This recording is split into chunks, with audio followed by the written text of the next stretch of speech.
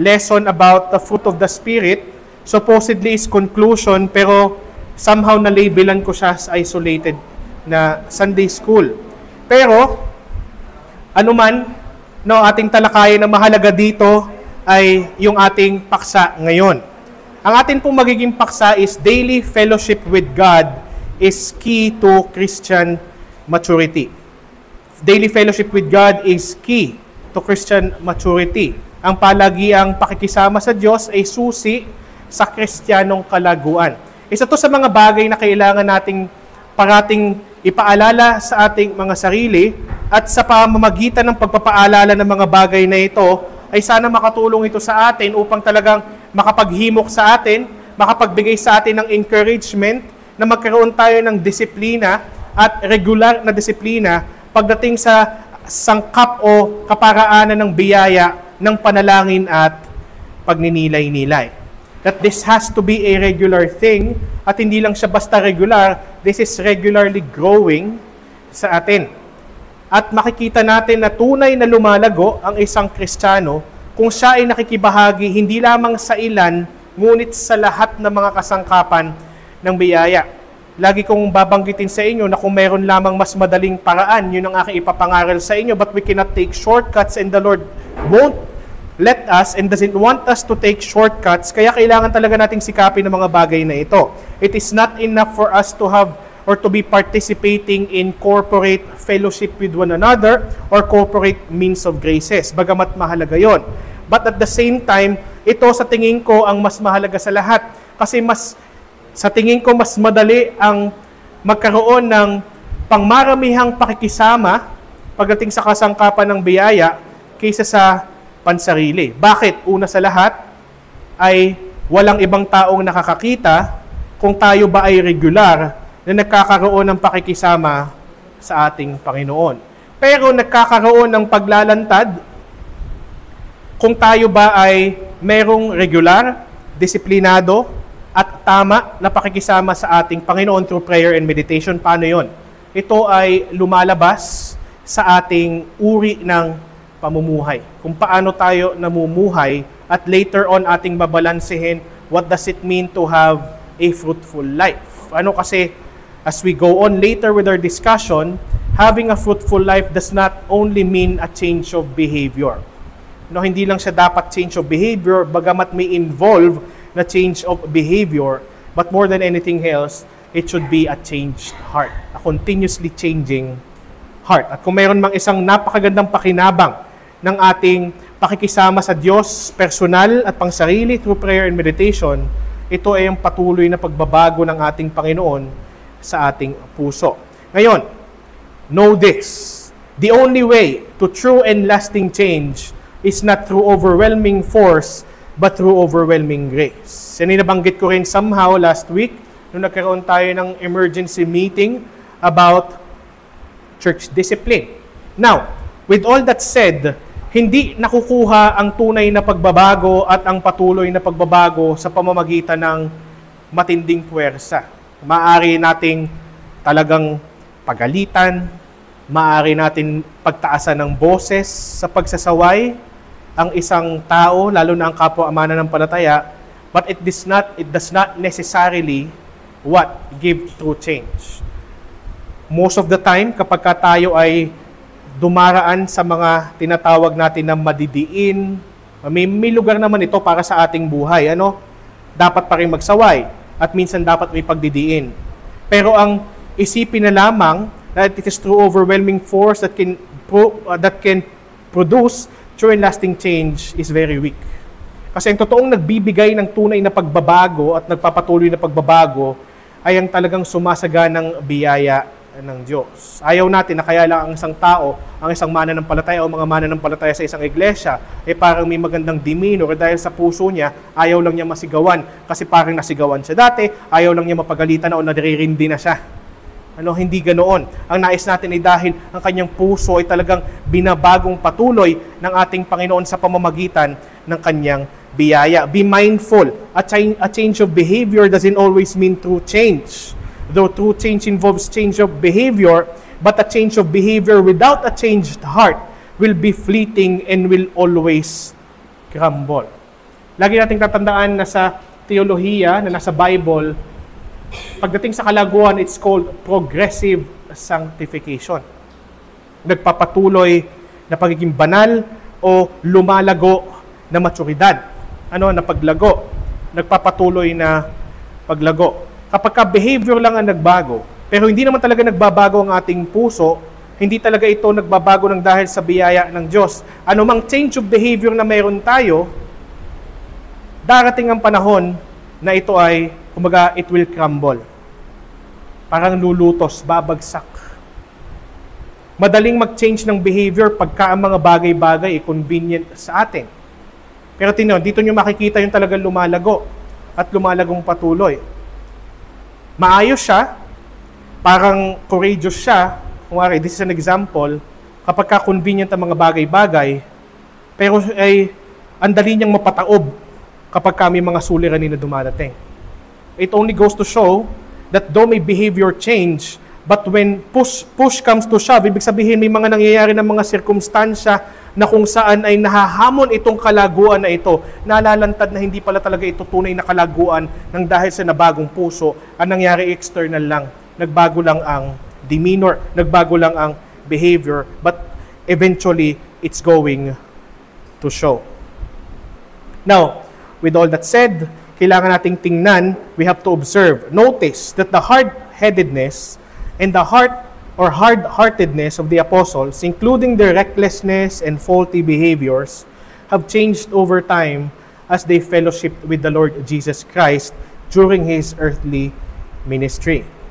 As they walked with Christ daily, with the daily experience of His grace, it may not have changed their behaviors at once. Hindi man agad natin nakitaan ng pagbabago sa behavior ng mga apostol as Christ was walking with them daily, but it eventually changed their hearts, which resulted for their testimonies to be truly visible. Nung kasama nila ang Panginoong Jesus, nakita natin na hindi naman agad talaga nagbago ang kanilang mga behavior. Pero eventually, lalo na nung nirestore na ng Panginoong Jesus si Peter, lalo na nung muling nagpakita ang Panginoong Jesus sa mga apostol, tapos bagamat nagkaroon ng pagdududa si Thomas, ay nagpakita siya kay Thomas, At ang ginawa niya, nung nagpakita siya sa mga ito, bagamat ang mga ito yung naglipa na kung saan, dininay ni Peter ng ilang beses ang Panginoon, pinagdudahan ni Thomas ang ating Panginoong Jesucristo. When the Lord Jesus Christ once again fellowshiped with them, Jesus Christ fellowshiped with them in the spirit of grace. Hindi sila kumbaga parang pinagsasampal ng Panginoon o di kaya naman ay pinagalitan o sinigawan ng kung ano-ano. Pero nangyari, the Lord gave them grace, made them experience His grace, and in so doing, nabago ang kanilang heart, at dahil makikita natin, paano natin malalaman na nabago talaga at patuloy na nababago ang kanilang puso, naging mas maayos ang kanilang, hindi lamang behavior, mas naging magaling silang mag-handle ng mga suliranin, ng mga persecution at marami pang iba, at sila ay nasagana sa bunga ng banal na Espiritu.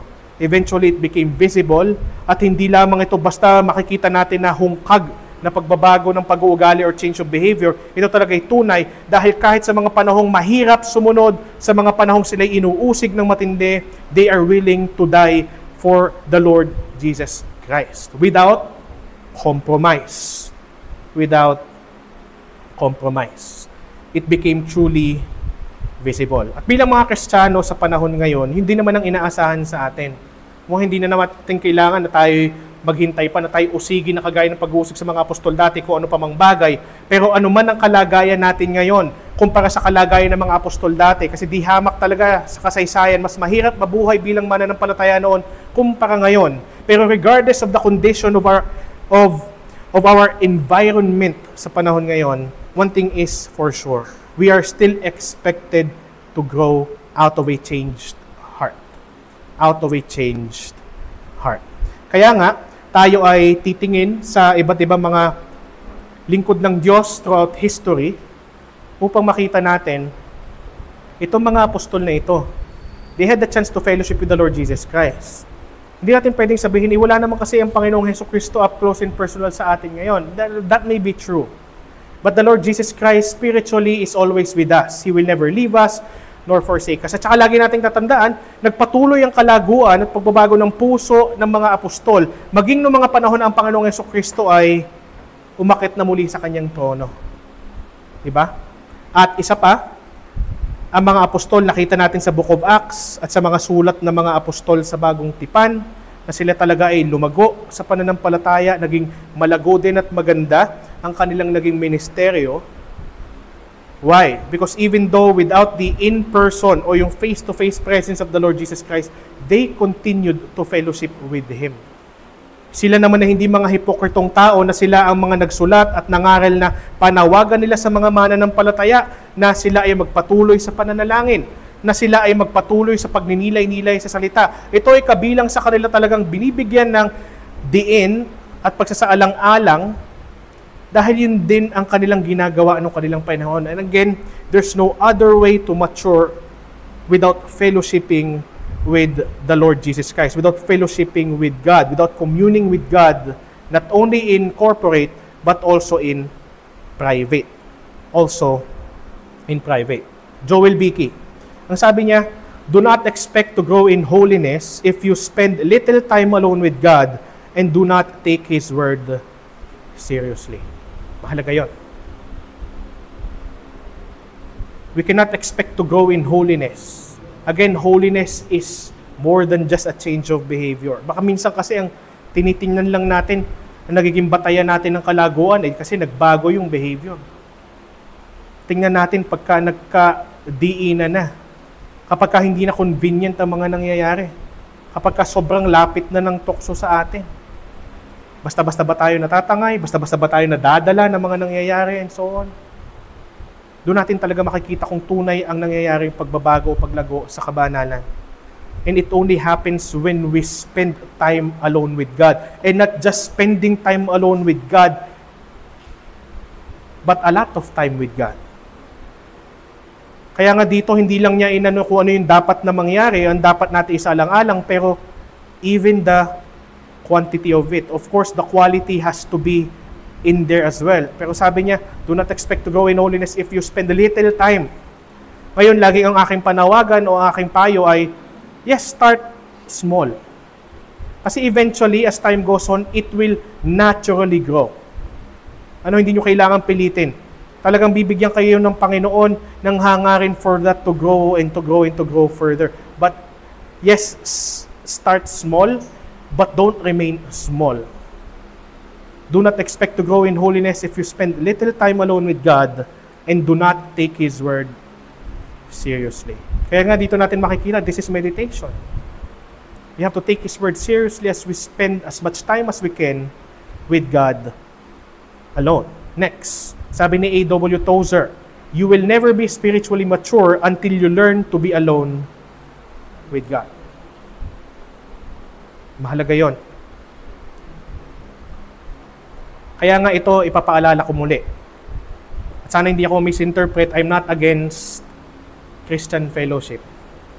Pero kalimitan nangyayari sa maraming iglesia, ginagawang foundational ang Christian fellowship, tas supplemental or minsan nanineglect na totally yung tinatawag natin na fellowship with God. Which is baliktad. Hindi ko sinasabi na wag nating hanapin ang isa't isa, na wag tayong makisama sa isa't isa, hindi yon. Pero kailangan nating suriin ng mabuti. Mas ninanais mo bang makasama ang iyong kapatid sa pananampalataya kumpara sa Panginoon? Kasi kung tutuusin, dapat baliktad. Kahit yan ay kapatid pa sa pananampalataya, pero dapat ang ating pinakahinahangad ay magkaroon tayo ng oras na sarilinan sa Panginoon. Don't let something that is supplemental be foundational. Ang ginagawa kasi ng maraming mananampalataya, ginagawa nilang foundational ng Christian fellowship, pero ang nangyayari, once they fellowship, nagiging katitisuran sila ng iba o sila ang nakakatisod sa iba at ang iba naman ay natitisod basta-basta na lang. Di ba hindi natin pwedeng gawing dahilan na, limbawa, nakakita tayo ng lubak na pwede nating katisuran, nakita na nga natin, nagpatisod pa tayo. Pero at the same time, hindi rin maganda na tayo yung gumagawa ng lubak. Di ba nakukuha nyo ba yung ang tawag dito, yung balance nung dalawa? Kung gusto natin, and this will be my next topic next Sunday sa Sunday School. Diba? Kung ngayon ang topic natin is daily fellowship with God is key to Christian maturity, our topic for next Sunday will be daily fellowship with God is key to mature Christian fellowship. Tingnan nyo ang nangyayari. Pagka wala tayong masaganang oras at tamang pagninilay-nilay sa ating mga pribadong oras sa Panginoon, malimit ang nangyayari sa ating fellowship ay hindi nagiging makahulugan. Pwedeng reklamo ang marinig natin laban sa isa't isa o kaya makakita tayo, puro na lang natin nakita is false at marami pang iba o di kaya naman maraming ganito, ganyan and so forth and so on. At ang nangyayari, sa halip na maging mabunga ang ating Christian fellowship ay mas lalong hindi nagiging para magdulot ng ikabubunga. Why? Kasi ang mga nag-fellowship ay immature. How can we guide each other to maturity if the people fellowshipping are immature in themselves? Kung nais nating mag-mature ang mga tao sa loob ng iglesia, ang pagtutulungan na kailangan nating gawin is ito. Patuloy nating ihimuki ng isa't isa na tayo ay talagang magkaroon na pagyayamang sa pansarili ng oras sa Panginoon. Wala kasi talagang ibang paraan. Kahit sawayin natin, mag-usap-usap tayo, kahit mag-forum tayo linggo-linggo, araw-araw, hanggat hindi tayo nagkakaroon na pagyayaman na isahang oras sa Panginoon, those things will be in vain. It will be in vain. Next, E.M. Bounds. Ito yung kalimitan yung mga aklat niya. Ang gaganda ng mga aklat niya sa prayer. Sabi niya, to be much alone with God is the secret of knowing Him and of influence with Him. Isa yun sa mga dahilan kung bakit tayo dapat nakikipag-fellowship sa Panginoon privately. Yes, to get to know Him, but also to be influenced by Him. Manais natin, di ba naghahanap tayo o kaya usong-uso ngayon? Tama ba? Anong tawag sa mga content creator sa YouTube ngayon? Influencers. Di ba? Eh minsan makakakita ka ng mga tao, halimbawa, base sa kanilang sinusubaybayan, parang nagiging gano'n na rin sila. Why? Because they're being influenced by those things, by those people. Pero tayo, if there's one influencer that we would love, that we would like to talagang hold influence and bear much influence sa ating mga sarili, not your fellow believer. Although, kailangan nating maging halimbawa sa isa't isa, hindi ko inaalis yon. But ang ating dapat pinaka-influence would be God Himself. And it only happens when we are much alone with God. Kita niyo yung consistency? Ano yung consistency? Dito, ang ginamit niya, if you spend little time alone with God. Dito, ang ginamit niya is to be much alone. But it means the same thing, magkaiba lang phrasing. Mahalaga yun eh. Kasi at the same time, pansinin natin ang ating mga sarili, kayo lang ang nakakaalam kung paano nyo ginagamit ang inyong mga pribadong oras. How much do you spend looking at social media compared to you meditating and praying? And in much fellowship with God. Kasi hindi nyo pwedeng sabihin wala tayong bakanting oras kasi mayroon tayong time mag-scroll eh. O mayroon tayong time, minsan hindi man tayo inaantok pero tayo ay pahiga-higa. May mga ganun tayong oras. So are we using as much time as we have in order to be alone with God, in order to know Him, and to be influenced by Him? Next, si William Law. He who has learned to pray has learned the greatest secret of a holy and happy life. Do we pray? Not just a mere routine or ritual, di ba? Kasi, nagdadasal po ako pagkagising, bago kumain, bago matulog. Pero not in a ritualistic sense, pero in a fellowshipping sense. How much do we pray in a fellowshipping sense with God? Kasi it is true that it is the secret of a holy and happy life. A joyful life. Next, si Dallas Willard. There is no holiness without solitude. Holiness is formed in the hidden places where only God and you go. Sino mga hindi matalipag mag-isa? Yung laging balisa, parang naghahanap kayo lagi ng katambayan and so on. Kaya kausap. Naintindihan ko yun kasi ginilikha tayo ng Panginoon as social beings. Nilikha tayo as social beings eh. Tingnan nyo, nung nalaman ng mga tao na discover nila na hindi realistic na lagi tayo nasa presensya ng isa't isa palagi. Alam mo, isa sa mga nilikha ng teknolohiya, social media. Pero kung ating titingnang mabuti, there is value in solitude. There is value in being alone. Kasi, tingnan yung mabuti yung word na alone. Etymologically speaking, the word alone is all one na pinagsama. Magkaiba yung alone sa lonely. Lonely is an emotion when you're alone. Alone is a state. When you're alone, ibig sabihin nun, you may not be with a fellow human being, but you are never by yourself. Saan yung alone una? Adam and God. Diba? It is not good for the man to be alone. Tinutukoy niya doon, ay, wala kasing gift of singleness si Adam, gusto ko siyang bigyan ng katuwang. Pero siya ay alone with who? With God. He is all one with God. Dahil alam natin ang Panginoon is immense, ang term ng iba is omnipresence, at lalo sa mga mananampalataya, the Spirit of God dwells in us. So, technically speaking, hindi lang basta spiritually speaking, but realistically speaking, there is no time that we are all by ourselves. Sa totoo lang, pag narinig niyo yung salitang alone, I'm alone. Hindi dapat ang conclusion ay I'm just on my own. Pag narinig natin I'm alone, I am with God. All one with Him. Kami lang dalawa. And there is no holiness without solitude. Holiness is formed in the hidden places where only God and you go. Tandaan natin yon parate. And isa pa, si Andrew Murray, sabi niya, sanctification is the work of the Holy Spirit, but it takes place in the willing soul who abides in Christ daily. Huwag nating isipin lagi na, although totoo to, that the sanctification is a gift. Hindi ko yung sinasabi upang hindian o kumbaga kahit papano ay pababawin ang ibig sabihin na sanctification is a gift. Hindi yun yung ibig ko sabihin. But sanctification, though a gift, ibinibigay ng banal na espiritu, pero tayo ay may bahagi bilang mga pinawalang sala ng mananampalataya upang talagang itong regalong ito ay isipin natin mabuti, binigyan tayo ng sapatos, pero tayo ang magsusuot nun. Tama ba?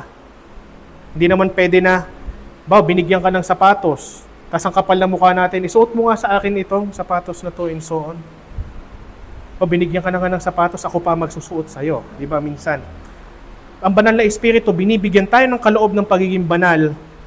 Pero kung babasahin natin yung ibang mga bahagi ng kasulatan, tingnan nyo nakalagay, clothe yourselves with the Lord Jesus Christ and make no provisions for the flesh. Romans 13:14.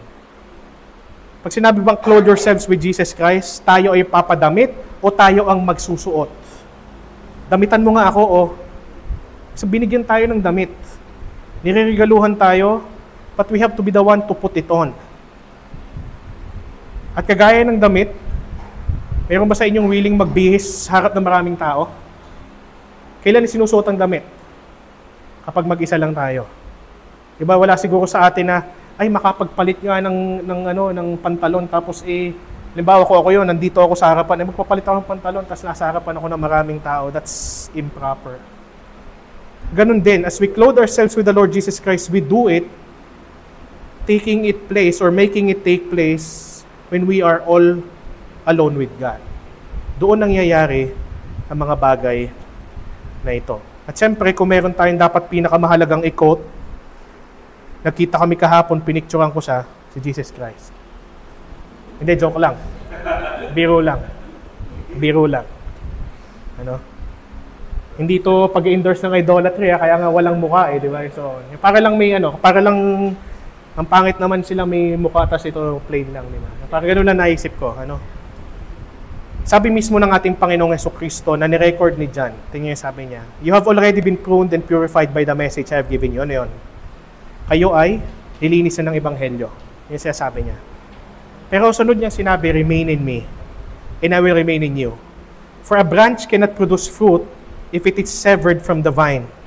and you cannot be fruitful unless you remain in me. Yes, I am the vine, you are the branches. Those who remain in me and I in them will produce much fruit. For apart from me, you can do nothing.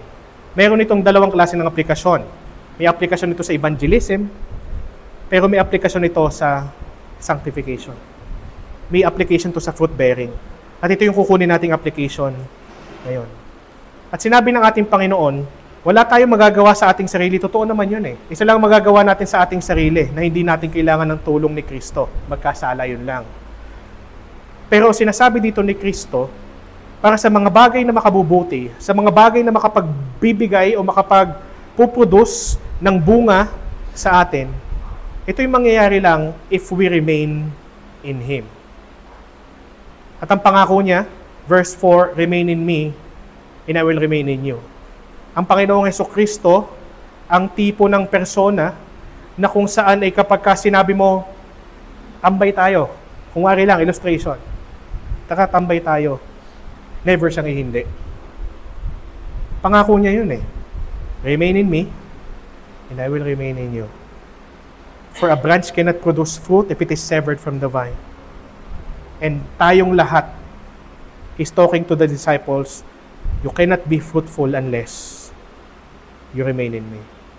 Sa ibang translation, the word is abide. Ano nga ibig sabihin ng abide? Ito. But it takes place in the willing soul who abides in Christ daily. So kita nyo, maging sa mga labi, ang pinanggagalingan ng sinabi ng mga taong ito, kaya ang ating Panginoong Hesukristo, nire-reiterate lang nila at nire-rephrase. Ganun kahalaga yung ating pakikisama, pakikipag-fellowship sa ating Panginoon. Kasi kung gusto natin talagang lumago, kung gusto talaga natin na don't expect perfection ha, baka mamaya ang ini-expect nating kalaguan kumbaga perfecto, hindi ganoon. Pero ibig sabihin yung talaga nagpapatuloy, may manifestation ng ating paglago. Ito lang yung tanging paraan, wala nang iba. Again, ulitin ko, kung meron lang ibang paraan, yun yung aking tuturo. Yun yung aking ipapangaral. Pero wala kasi. Pero sino ba namang hindi rin maggugusto o maghahangad ng paraang ito? Ang paraang ito ay pakikisama kay Kristo. Lahat siguro tayo bilang mananampalataya ay mayroon ng ganoong pananabik na makasama ang Panginoon. Ito ay patikim noong pakikisama na yon, na bagamat huhustuhin balang araw, talagang pinatitikim na in a progressive way ng ating Panginoon sa atin ngayon. Kaya nga, verse 7 and verse 8, same chapter, mula pa rin kay Jesus Christ. But if you remain in me, ito natin makikita, fellowship ito, meditation ito, prayer ito. But if you remain in me, and my words remain in you,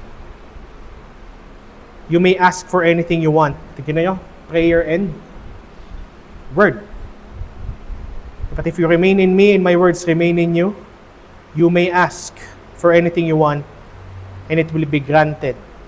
When you produce much fruit, you are my true disciples. Again, fruit is evidence of salvation. This brings great glory to my Father. That is what honors our God, the Father. Pero yung context dito ng if you may ask anything you want and it will be granted, ano yung context nito? Fruit bearing. Ask anything you want. Lord, I want patience. I want self-control. I want joy. I want peace. I want love and so on. Ask anything that you want. Doon sa mga sa kalakip ng bunga ng Espiritu, it will be granted. If we remain in Christ through His Word and through prayer. Yun yung kailangan natin na tandaan. Isa sa mga magagandang ginagawa natin dito sa church ay malimit nating ipanalangin na masanctify ang bawat isa. Walang masama doon. Pero kagaya na nabanggit ko doon sa aking lecture about peeling the fruit of the Holy Spirit, yung ating dinidiscuss yung fruit of the Holy Spirit, ano nga ulit ang fruit ng Holy Spirit? Yung hindi masyadong binibigyang pansin ng maraming Kristiyano, it is a skill. At para tayo ay magkaroon ng mastery of the skill upang tayo lumago doon sa skill na yon, anong kailangan gawin? 1 Timothy 4, train yourselves to be godly. Training should be involved. So kung tayo ay papasok sa gym, mag-e-enroll tayo sa trainer, gusto ko po mag-gym para po matuto ako ng skill at lumago po ako sa, sabihin natin na body recomposition. Para po ako ay instead na mataba ay muscular na lang, lean, para healthy. Pero pag sinabi natin yun, tapos sinabi natin gustong-gusto ko po talaga, tulungan niyo po ako, sinabi natin sa trainer, pero hindi tayo uma-attend ng mga gym sessions natin, bali wala yon. If we'll be just asking the trainer that we want to be trained and yet we don't attend the training itself, then nothing will change. Walang magbabago sa atin. Ganun kahalaga yon.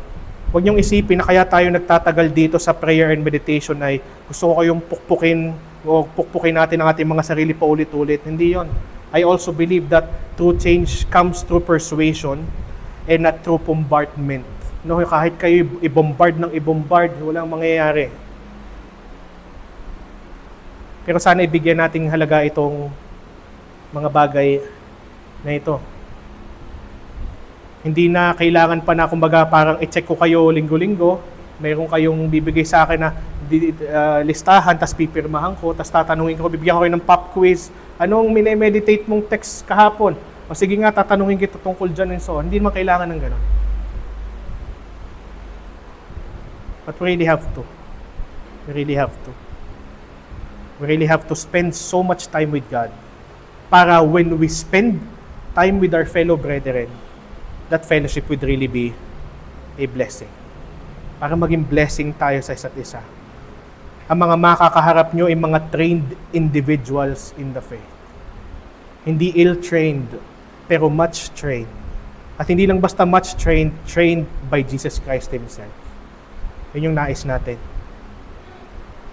Pag tinignan natin yung Hebrews 10, stir up one another in love and good works, not neglecting the fellowship that we have with each other, just like as some are in the habit to do. How can we be that blessing na we encourage each other in love and good works when we fellowship? Pag tinignan yung umpisa ng Hebrews 10, verse 19 and following, makikita nyo doon na we have to come close to God first. We have to come close to Him first. So, bago tayo maki-close fellowship with our brethren, let's make sure that bago tayo magpangharap-harap pag-araw ng linggo o kung kailanman, ay tayo'y 6 na araw na nagpangharap ng Panginoong Hesukristo. Yun yung ating panawagan dito. Kaya nga dito natin tinatapos yung ating lesson 18, daily fellowship with God is key to Christian maturity.